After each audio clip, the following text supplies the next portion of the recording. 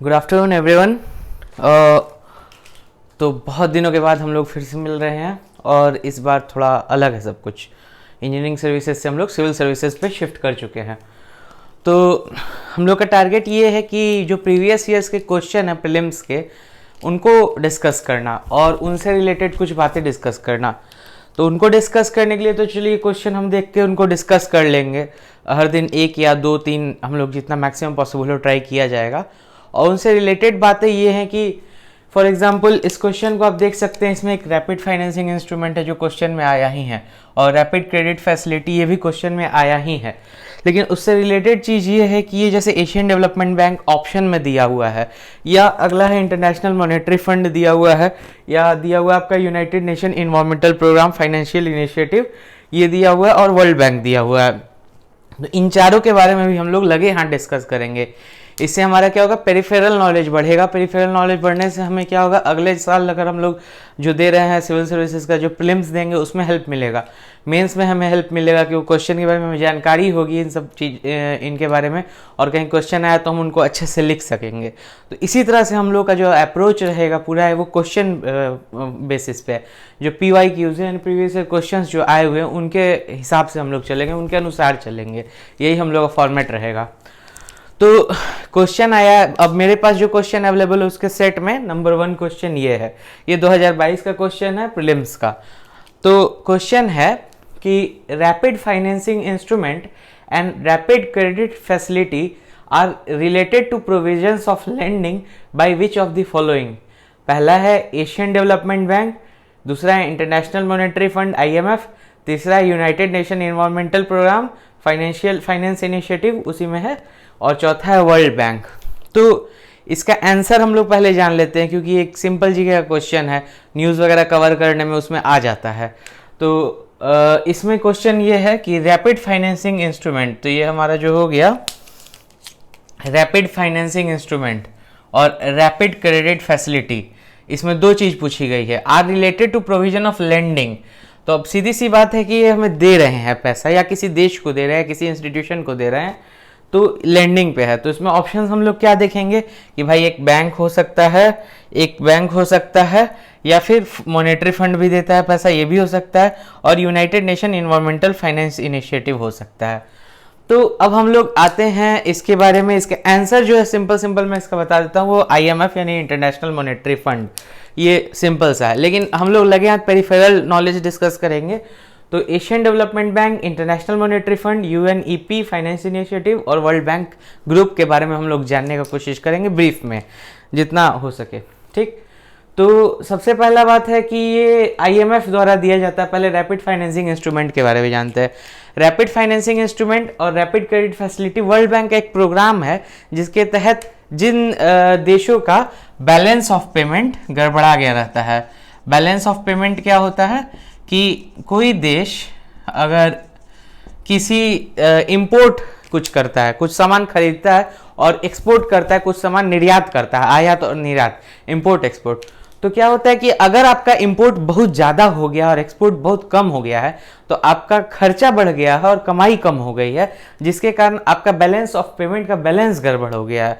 तो इस बैलेंस गड़बड़ होने से क्या स्थिति होती है, तो शॉर्ट में समझ लीजिए जो श्रीलंका की स्थिति हुई है और पाकिस्तान की स्थिति भी है, वैसे ही और भी कई देश हैं जिनकी स्थिति आर्थिक स्थिति ठीक नहीं। क्यों? क्योंकि उनके खर्च अधिक है और कमाई कम है। और जैसे इंडिया और चाइना का आप देख लीजिए इकोनॉमिक रिलेशनशिप, ये भी चाइना के फेवर में ही है। हमारा फिस्कल डेफिसिट है, उनका ट्रेड सरप्लस जाता है। और इसी तरह अगर आप बांग्लादेश और इंडिया का देखेंगे तो बांग्लादेश का फिस्कल डेफिसिट है, हमारा सरप्लस जाता है, वो हमारे बेनिफिट में है।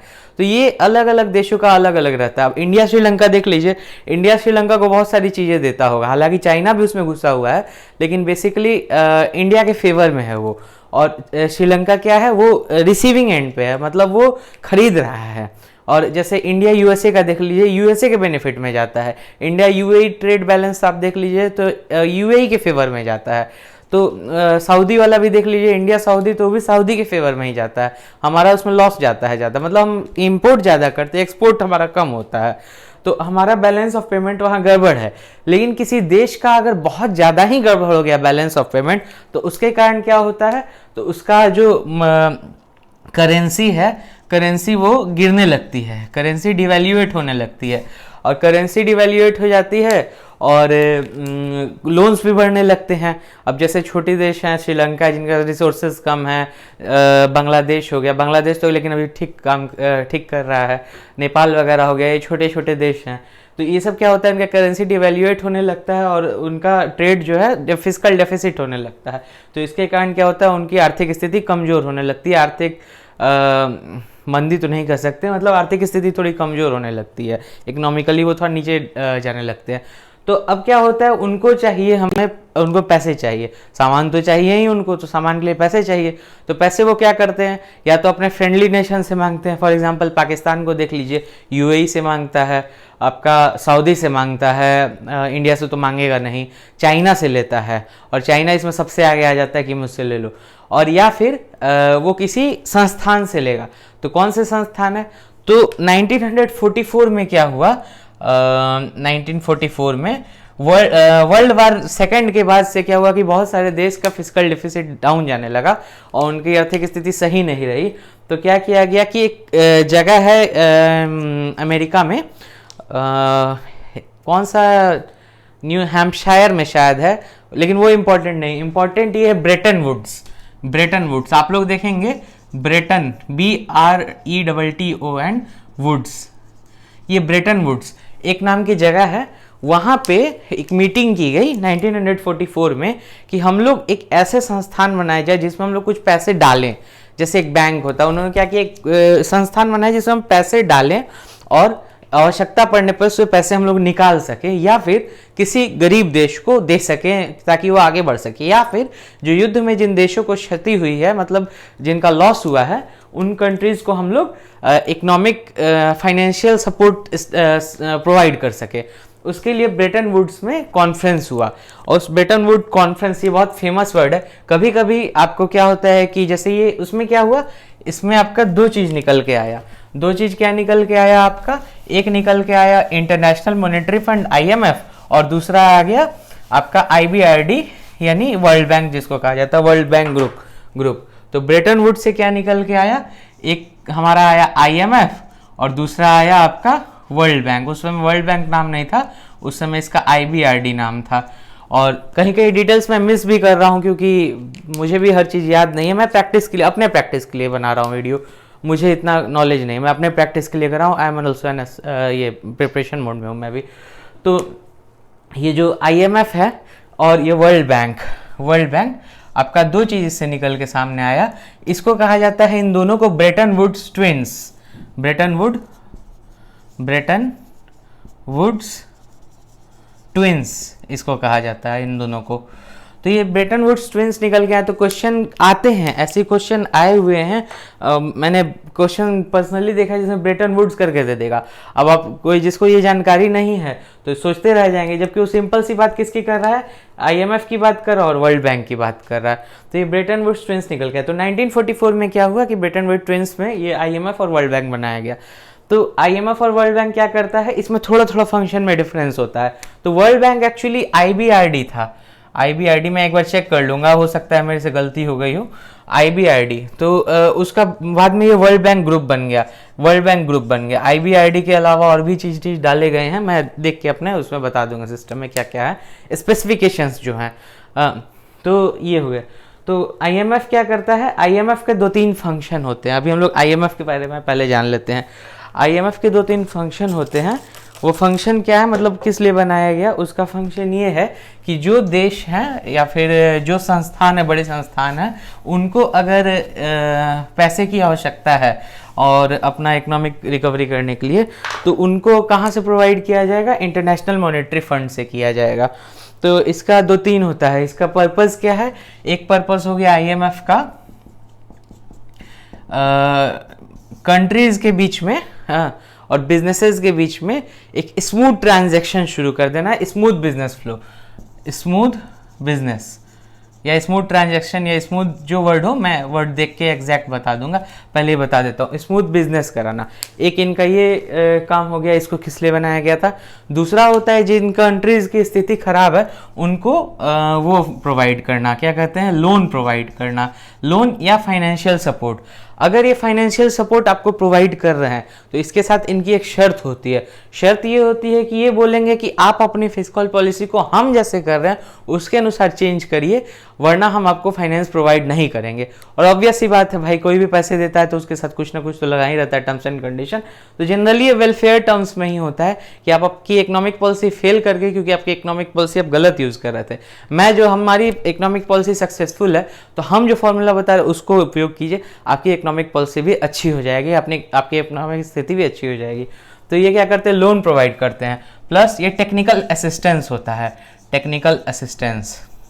अब असिस्टेंस एक्चुअली में असिस्टेंस होता नहीं है, तो फोर्स टाइप का होता है। फॉर एग्जाम्पल अभी आप देख रहे होंगे कि इसमें ब्लैकलिस्ट करने की कोशिश की जा रही थी पाकिस्तान को टेरर फंडिंग के लिए, उसको क्या FATF। तो फाइनेंशियल एक्शन टास्क फोर्स क्या करता है, वो बोलता है कि भाई आप क्या कीजिए कि इनको सही सही जगह लगाइए, वरना हम आपको ब्लैकलिस्ट कर देंगे, आपकी इकोनॉमिक पॉलिसी सही नहीं है। उसमें एक टेरर फंडिंग भी आता है, एक होता है आपका पैसे को आप काला धन का कारोबार कर रहे हैं, वो भी आता है। बहुत सारे उसमें टर्म्स एंड कंडीशन है, एक टेरर फंडिंग भी आ जाता है उसमें। तो उनका कहने का तो ये टेक्निकल असिस्टेंस एक्चुअल में असिस्टेंस होता नहीं है, कहने के लिए अच्छा लगता है, लेकिन ये फोर्स होता है एक तरह का, वो किया जाता है डेवलप्ड कंट्रीज की ओर से डेवलपिंग कंट्रीज की ओर को। और ये 2-3 है, स्मूथ बिजनेस है, लोन है, टेक्निकल असिस्टेंस है, और क्या क्या पर्पस है मैं स्पेसिफिकेशंस देख देख के आपको बेसिकली बता दे रहा हूँ। कहाँ गया, IMF। तो IMF का ऑब्जेक्टिव क्या है, फॉस्टर ग्लोबल मॉनेटरी कॉपरेशन, वही स्मूथ बिजनेस आपका चलना चाहिए। दूसरा है सिक्योर फाइनेंशियल स्टेबिलिटी, समझ ही गए हैं कि भाई आपका स्टेबल हो, इम्बैलेंस गड़बड़ ना हो आपका फाइनेंशियल। और उसके बाद क्या है, facilitate international trade, smooth business again दूसरे शब्दों में। Promote high employment and sustainable economic growth. हाँ देखिए, इसमें ये एक एम्प्लॉयमेंट तो आपका मान लीजिए कि ये स्मूथ बिजनेस एम्प्लॉयमेंट जनरेट करता है। अब आप उसको कितना अच्छा लिख सकते हैं वो आपके ऊपर डिपेंड करता है, एक पॉइंट को कितने पॉइंट बना सकते हैं।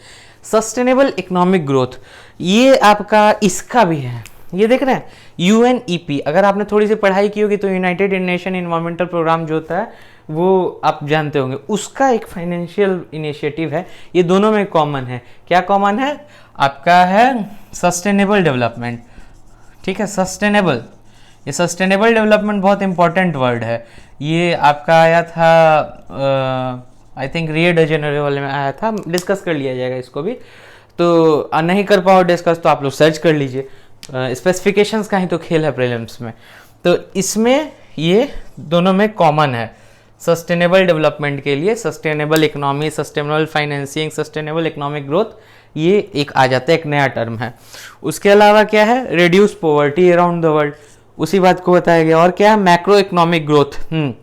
माइक्रो इकोनॉमिक और मैक्रो इकोनॉमिक में क्या अंतर होता है, माइक्रो इकोनॉमिक एक बिजनेस, एक घर का, एक इंटरप्राइज का बिजनेस डिस्कस करता है, लेकिन मैक्रो इकोनॉमिक ग्रोथ क्या करता है, एक कंट्री का, एक रीजन का डिस्कस करता है, रीजन का डिस्कशन करता है। ठीक है, और promotion of exchange rate stability and international payment system. Exchange rate stability, भाई डॉलर का दाम अलग हो रहा है, रुपया का दाम अलग जा रहा है, डॉलर बढ़ रहा है, रुपया गिर रहा है, तो हमारा बैलेंस गड़बड़ा रहा है, श्रीलंका का गड़बड़ा गया, ऐसे कर करके तो उसको सही करने के लिए किया जाता है, इनका काम ये होता है। कोई कितना क्या करता है, 1971 तक इन्होंने फिक्स करके रखा हुआ था कि भाई एक आउंस ऑफ गोल्ड का दाम शायद $35 या कुछ ऐसे का $3500 होता है, कुछ ऐसे रखा था इन्होंने। लेकिन उन्होंने देखा कि भाई मार्केट अपने अनुसार चलता है, मार्केट गवर्नमेंट के अनुसार नहीं चलता है। मार्केट में जो क्या कहते हैं एनिमल स्पिरिट काम करता है, जो आप पढ़ेंगे इकोनॉमिक्स में, और या फिर free hand theory, invisible hand theory of क्या एडम स्मिथ, उसमें पढ़ेंगे आप इनविजिबल हैंड थ्योरी की, मार्केट अपने अनुसार चलता है। तो ये चीज़ें गवर्नमेंट के कंट्रोल में नहीं थी, रशिया का इसलिए इकोनॉमी कोलैप्स कर गया। अमेरिका ने अपने इकोनॉमी को फ्री छोड़ा और थोड़ा थोड़ा कंट्रोल करते रहे, और इंडिया भी वही कर रहा है, मिनिमम गवर्नमेंट मैक्सिमम गवर्नेंस, कि हम इकोनॉमी से बाहर निकले। सोशलिस्ट अप्रोच ज़्यादा आगे नहीं बढ़ पाता है, हम उसको दूर से ही कंट्रोल करेंगे, है ना, हम उसमें इकोनॉमी में घुस के कंट्रोल नहीं करेंगे। तो ये लोग बोल रहे हैं कि सब बेच रहे हैं, लेकिन आप इस चीज़ को समझ नहीं पा रहे हैं, तो इसलिए आप ऐसा बोल रहे हैं। तो ये हो गया आपका क्या चीज़, एक्सचेंज रेट स्टेबिलिटी, इन्होंने प्रयास किया लेकिन 1971 तक ये काम नहीं किया। उसके बाद एक्सचेंज रेट अपना अनुसार चलता है और अभी तक वही फॉलो करते हैं हम लोग system. And international payment system, तो इंटरनेशनल पेमेंट सिस्टम क्या है? करेंसी एक्सचेंज सिस्टम ही एक तरह से समझ लीजिए। डॉलर की वैल्यू अधिक है, डॉलर में ज़्यादा से ज़्यादा एक्सचेंज होता है, यही चीज़ है। तो यही सब चीज़ें हैं और बेसिकली आपका IMF इसमें कवर हो जाता है। थोड़ा बहुत पढ़ लीजिएगा क्या चलता है। फिर अगला हमारा है Asian development bank. Asian development bank, इसमें क्या होता है कि एशियन डेवलपमेंट बैंक की बात आती है तो लोग कभी कभी कंफ्यूज कर जाते हैं उसको न्यू डेवलपमेंट बैंक, जो ब्रिक्स समिट में 2015 में आई थिंक या 2016 में इसका फॉर्मेशन हुआ था, उससे कंफ्यूज कर जाते हैं। लेकिन एशियन डेवलपमेंट बैंक अलग है। एशियन डेवलपमेंट बैंक का फॉर्मेशन भी आपका जो ये एशिया में है, लेकिन इसमें सबसे ज़्यादा पैसा अमेरिका का है और जापान का है। फिर उसके बाद चाइना का है 6.4% और 6.5% इंडिया का, ऐसे ही कुछ फिगर है। तो इसका फॉर्मेशन भी किसने किया था? ये भी यूनाइटेड नेशन या फिर इनडायरेक्ट वे में अमेरिका के थ्रू ही हुआ था। तो अब हम आ जाते हैं एशियन डेवलपमेंट बैंक पे। तो ये हो गया Asian development bank is a regional development bank, ठीक है। अब ये रीजनल डेवलपमेंट बैंक ऑब्वियस सी बात हमको समझ में आ रहा है, जैसे वर्ल्ड बैंक वर्ल्ड का बैंक है, लेकिन ये एक रीजन का है। चलिए अब इसके स्पेसिफिकेशन थोड़ा बहुत देख लेंगे। इसका हेडक्वार्टर है मनीला फिलीपींस में। तो इसका हेडक्वार्टर कहाँ पे है? मनीला। और मनीला कहाँ पे है? फिलीपींस।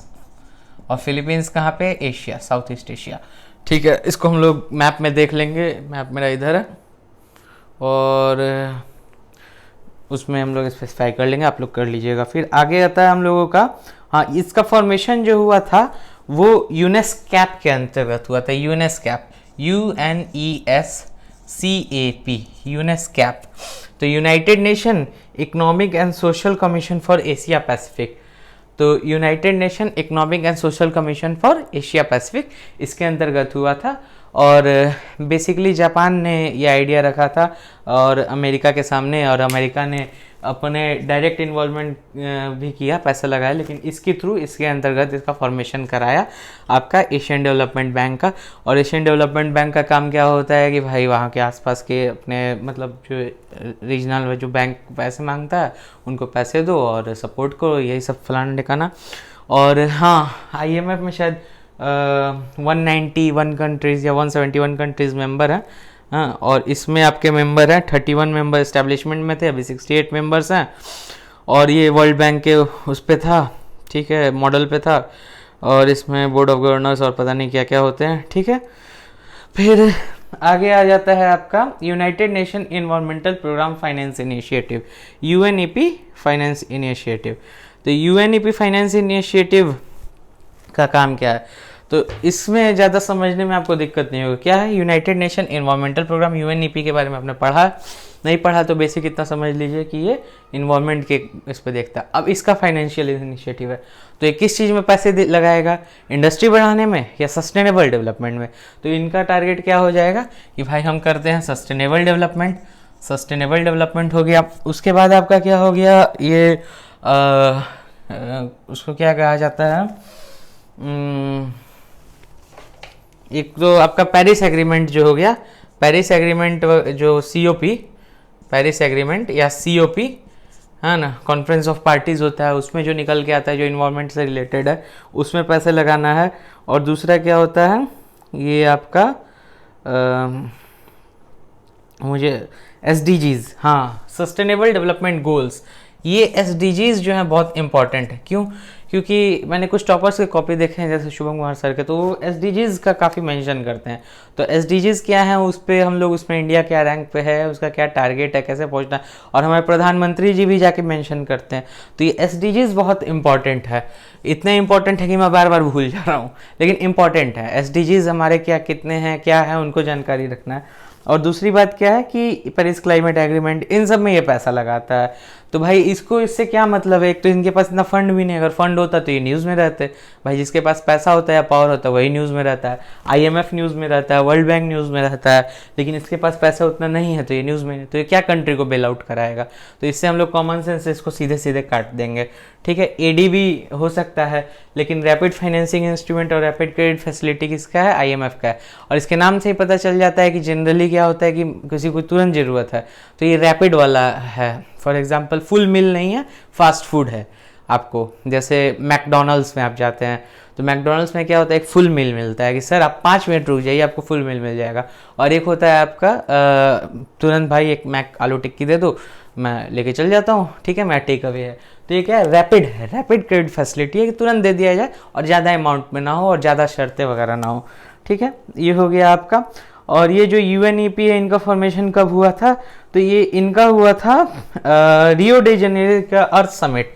यहाँ सस्टेनेबल आ जाए तो यहाँ पे रियो डे जेनेरियो आएगा ही, क्योंकि यहीं पे निकल के आया था ये वर्ड। रियो डे जेनेरियो बहुत इंपॉर्टेंट है और उसमें जो हुआ था उसका नाम है अर्थ समिट। और ये किस ईयर में हुआ था अर्थ समिट, ये हुआ था आपका 1992 में, ठीक है। ये उसके बाद निकल के आया, जो HSBC बैंक है, ड्यूश बैंक है और बड़े बड़े बैंक्स ने इसका हेल्प करके इसका फॉर्मेशन कराया कि उसी मॉडल पे काम करें। ये हो गया आपका बेसिकली। फिर अगला हमारा आ जाता है वर्ल्ड बैंक।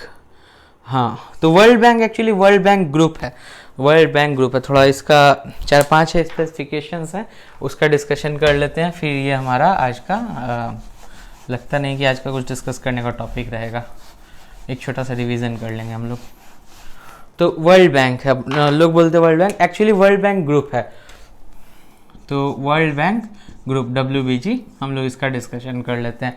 तो वर्ल्ड बैंक ग्रुप में कुल 5 आते हैं। 5 क्या क्या आते हैं उस पर देखा जाए, 5 आते हैं कि 4 आते हैं, ठीक है। तो मैंने कहा बताया था आपको ब्रेटन वुड्स ट्विन के, ब्रेटन वुड्स ट्विन्स कौन कौन से हैं। एक तो आपका IMF हो गया, इंटरनेशनल मॉनेटरी फंड, दूसरा हो गया आपका IBRD जिसको वर्ल्ड बैंक का एक हिस्सा है वो भी, है ना। तो आपका सबसे पहला आ जाता है इसमें है IBRD, international bank for reconstruction and development. तो इसका नाम से ही समझ रहा हूँ ये वर्ल्ड वार के बाद हुआ था। तो IBRD रिकंस्ट्रक्शन, जितना डिस्ट्रक्शन हुआ था उसका रिकंस्ट्रक्शन करने के लिए और डेवलपमेंट करने के लिए वर्ल्ड बैंक ग्रुप में ये IBRD आया था। वर्ल्ड बैंक ग्रुप तो बाद में बना, पहले IBRD आया था। उसमें क्या किया, ये क्या करता है कि लोन देता है, क्रेडिट देता है, ग्रांट्स देता है। और आप समझ सकते हैं कि उस समय इसका क्या पर्पज़ था, जो युद्ध में लड़े हो देश उनका हेल्प करने के लिए। और कॉलोनियल मास्टर्स जो थे हम लोगों के उस समय पूरे देश के, उनको अपने देश के अलावा, यूरोप के अलावा, अमेरिका के अलावा तो कुछ दिखता नहीं था, ना अफ्रीका ना एशिया। वो तो स्लेव सप्लायर्स थे और अभी भी मानते हैं वो लोग, अभी रिसोर्स सप्लायर हैं, ऑयल सप्लायर है मिडिल ईस्ट, ऐसे करके अभी लेबर सप्लायर है, हाँ, थर्ड वर्ल्ड कंट्री इंडिया, ऐसे करके। तो ये कभी भी अपने लिए बनाए थे। जब अपना हो गया तो उसके बाद ये क्या किए, अब गरीबों का भी थोड़ा कर दे, चलो ये भी अच्छी बात है, उन्होंने किया। तो उसके बाद आया आपका IDA, तो इंटरनेशनल डेवलपमेंट एसोसिएशन, IDA। तो ये क्या करता है, लो इनकम और लेस इनकम कंट्रीज को लो इनकम, LIG कहते हैं लो इनकम ग्रुप्स को, और LIC कह दिया जाएगा आपके low income countries, LIC। LIC of India वो नहीं, जीवन बीमा वाला नहीं है, ये ज़िंदगी के साथ भी ज़िंदगी के बाद भी नहीं है। ये LIC लो इनकम कंट्रीज, उनको क्या करता है कि ये लो इंटरेस्ट या नो इंटरेस्ट पे लोन प्रोवाइड करता है। IDA, international development association.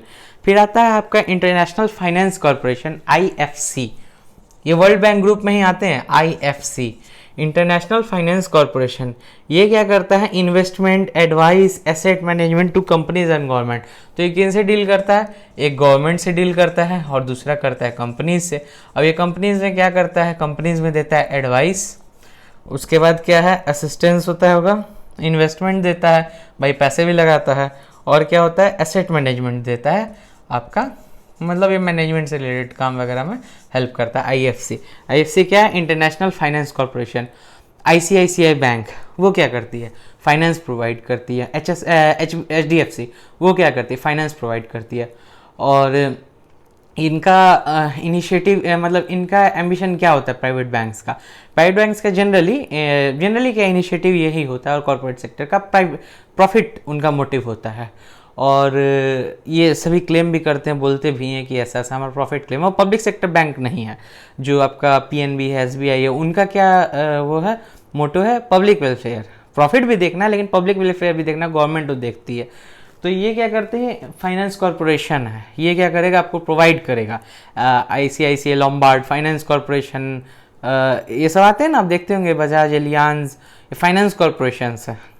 ये पैसे प्रोवाइड करता है, इन्वेस्ट करते हैं कंपनीज में। कंपनीज को पैसे की जरूरत है, इनके पास पैसे हैं, तो ये पैसे प्रोवाइड करता है और कुछ उनसे रिटर्न्स ले लेता है। भाई हमको 1% 2% अपना हिस्सा दो प्रॉफिट का, या बढ़ा के दो।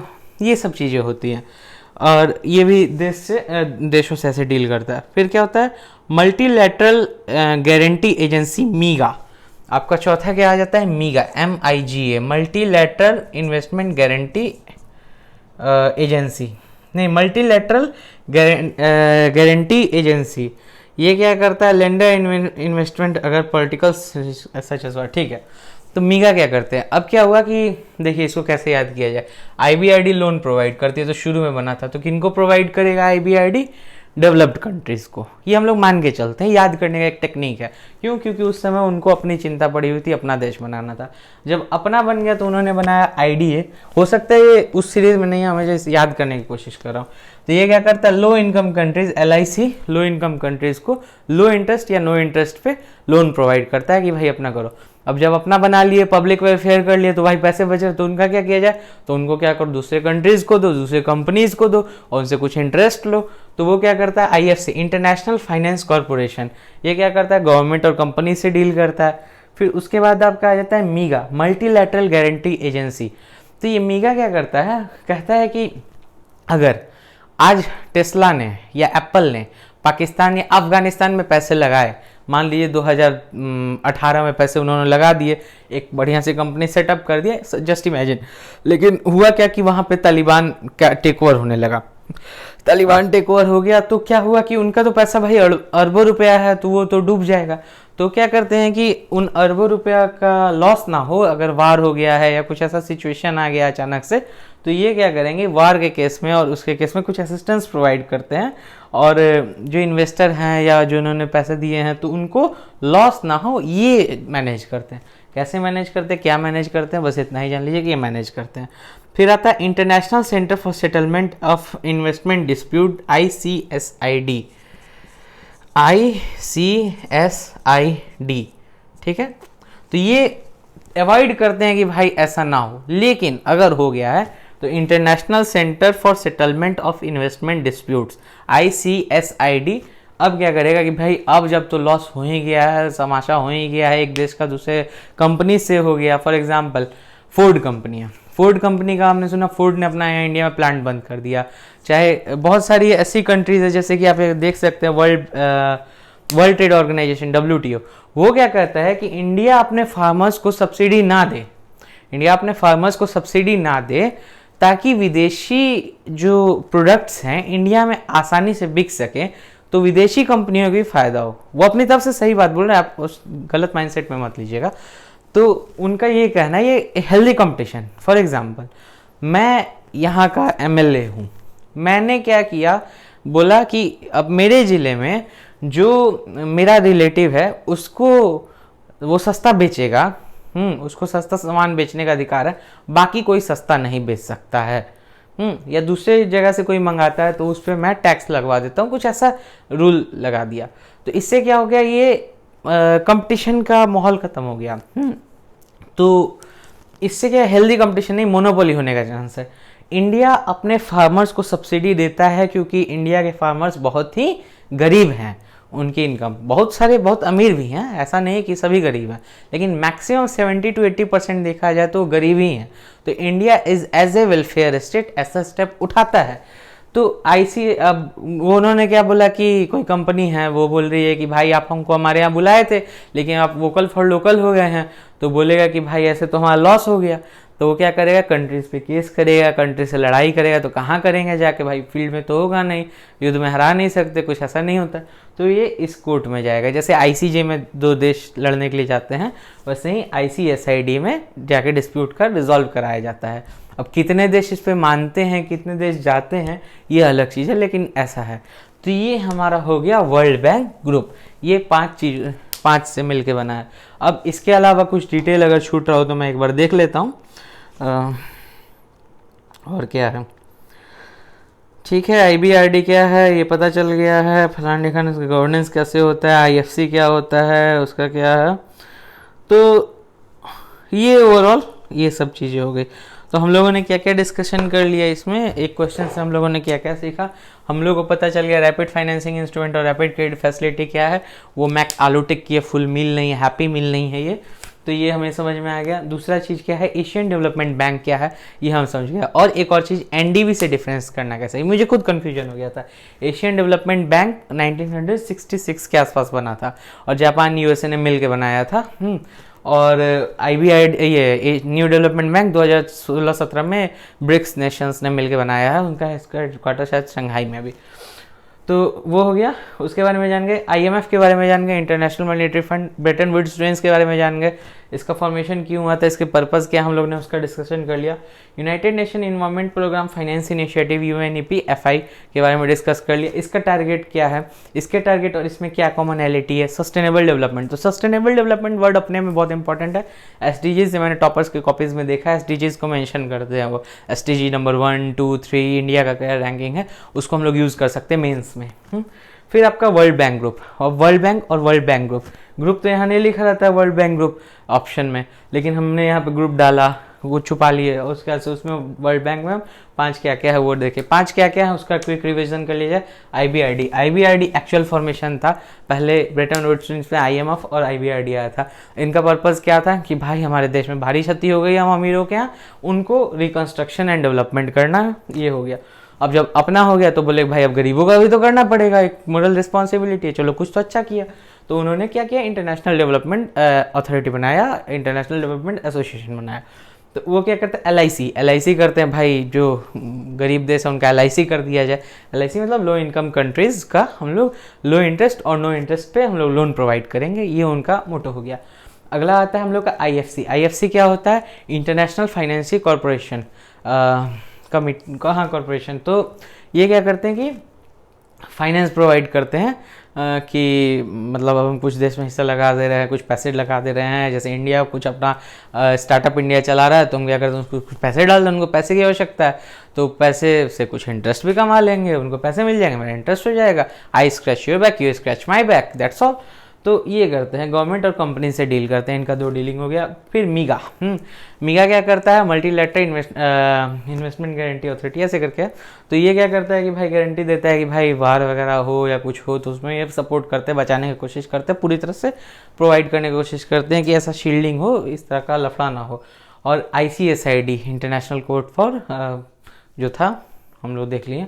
तो ICSID क्या करता है, वो उनका काम है कि भाई अब जब लफड़ा हो गया है, सब कुछ हो ही गया है, तो अब उसको सेटल किया जाए। तो ये चीज़ है। तो हम लोग कुल मिला जुला के 1, 2, 3, 4, ठीक है, इन चीज़ों के बारे में जाएँ, इन 4 में इन 5 के बारे में जाना और ये सब जान गए। चलिए आज के लिए इतना ही, अगली बार से वीडियो शॉर्ट रखने की कोशिश करूँगा। Thank you very much.